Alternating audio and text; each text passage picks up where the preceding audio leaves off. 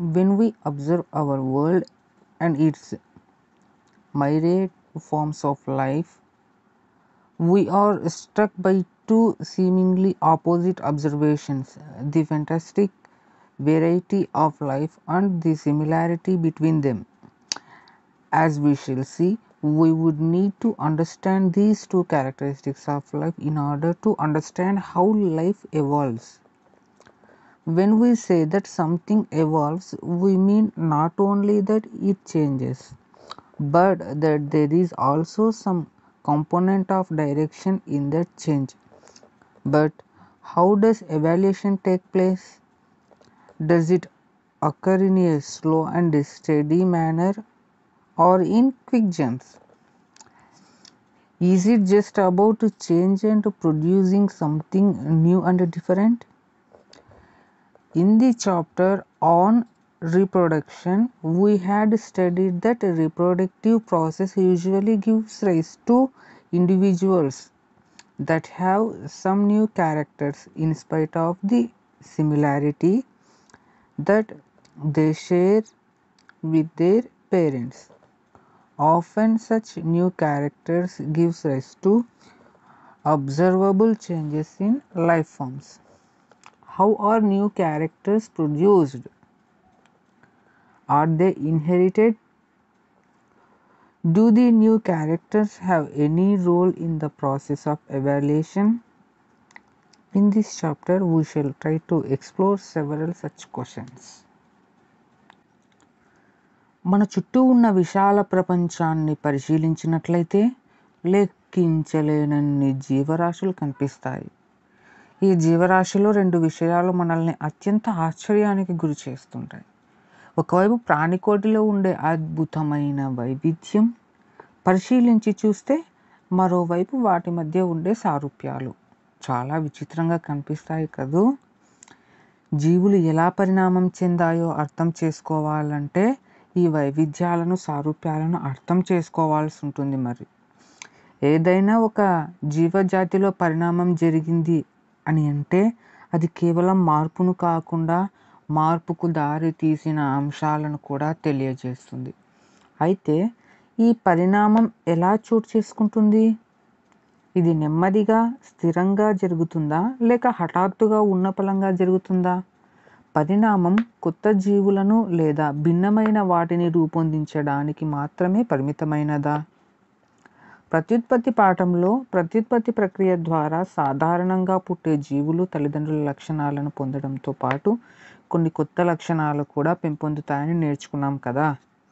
తరువాత జరిగే ఇలాంటి కొత్త మార్పులే జీవరాశిలో వచ్చే గుర్తింపదగిన కొత్త లక్షణాలకు దారితీస్తాయి. కొత్త లక్షణాలు ఎలా ఉత్పన్నమవుతున్నాయి? పరిణామంలో తల్లిదండ్రుల నుండి వారసత్వంగా వస్తాయా? పరిణామంలో వీటి పాత్ర ఏమైనా ఉంటుందా? ఈ పాఠంలో పై విషయాలన్నింటినీ చర్చిద్దాం. ముఖ్యంగా మనం ఈ అధ్యాయంలో కొన్ని కీలకమైన పదాల గురించి అవగాహన చేసుకుంటున్నాం. అవేంటంటే వైవిధ్యాలు, వేరియేషన్స్, సంతతి, ఆఫ్ స్ప్రింగ్స్, లక్షణాలు, ట్రైట్స్, దృశ్య రూపం, ఫెనోటైప్, జన్యు రూపం, జెనోటైప్, విషమయుగ్మజం, హెటిరోజైగోస్, సమయుగ్మజం, హోమోజైగోస్, స్వతంత్ర వ్యూహన సిద్ధాంతం, ఇండిపెండెంట్ అసార్ట్మెంట్, యుగ్మ వికల్పకాలు, అలేలి, అనువంశికత, హెరిడిటీ, శారీరక క్రోమోజోములు, ఆటోజోమ్స్, లైంగిక క్రోమోజోములు, అల్లోజోమ్స్, ప్రకృతి వరణము, న్యాచురల్ సెలెక్షన్, సహజాత అవయవాలు, అనలాగస్ ఆర్గాన్స్, పిండాభివృద్ధి నిదర్శనాలు, embryological evidences, and then last human evaluation, మానవ పరిణామం గురించిన విశ్లేషణ చేయబోతున్నాము. ఈ పాఠ్యాంశంలో మనం నేర్చుకునే అంశాలు ప్రధానంగా ఏమిటంటే, మొదటగా చాలా దగ్గర సంబంధం గల జీవులలో వైవిధ్యాలు కనిపిస్తాయట. Variations are evident among closely related groups of organisms. In about 1857, Gregor John Mendel started working on the problem of how characters were passed from one generation to other.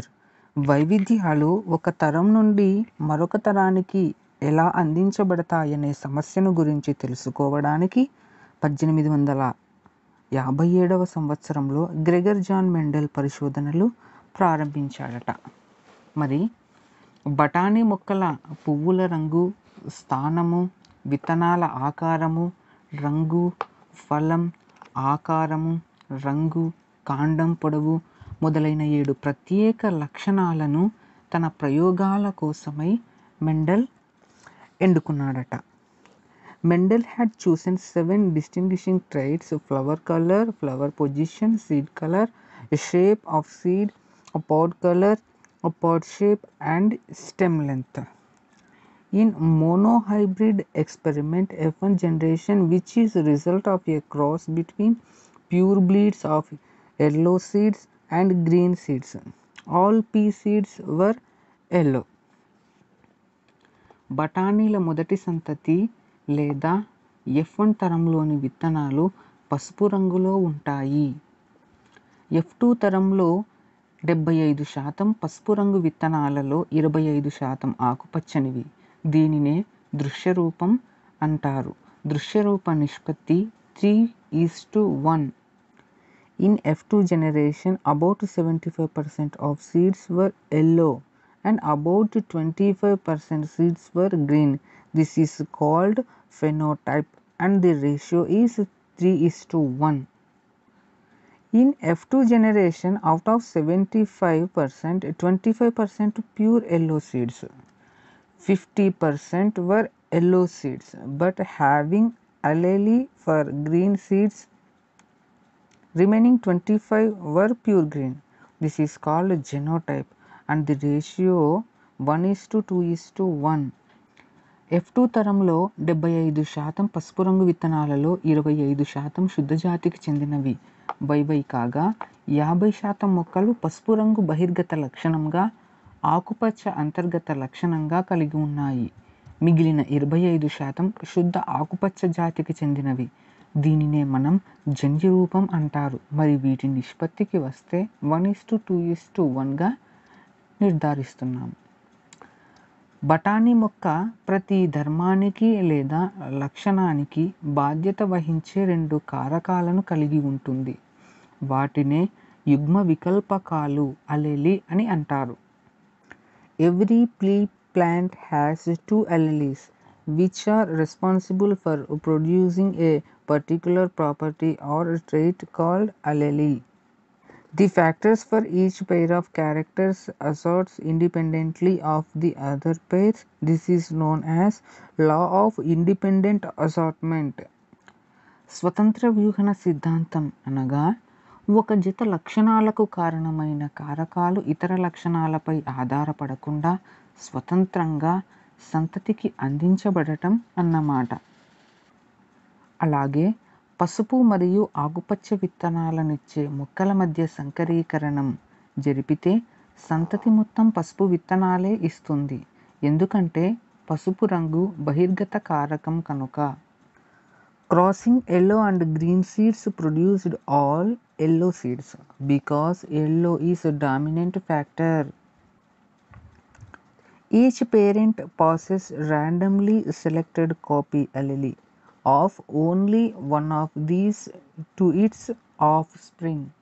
జనకులు తమ యుగ్మ వికల్పకాలలోని ఏదో ఒక కారకాన్ని యథేచ్ఛగా సంతతికి అందిస్తారు. జనకుల నుండి లక్షణాలు లేదా గుణాలను సంతతి పొందే ప్రక్రియనే అనువంశికత, హెరిడిటీ అని అంటారు. The process of acquiring characters or traits from parents is called heredity. Each human cell contains 23 pairs of chromosomes. Out of these, 22 pairs are called autosomes and 1 pair is called allosomes. మరి మానవ కణంలో 23 జతల క్రోమోజోములు ఉంటాయట. వీటిలో 22 జతలను శారీరక క్రోమోజోములనియు ఒక జతను మాత్రము లైంగిక క్రోమోజోములని అంటారు.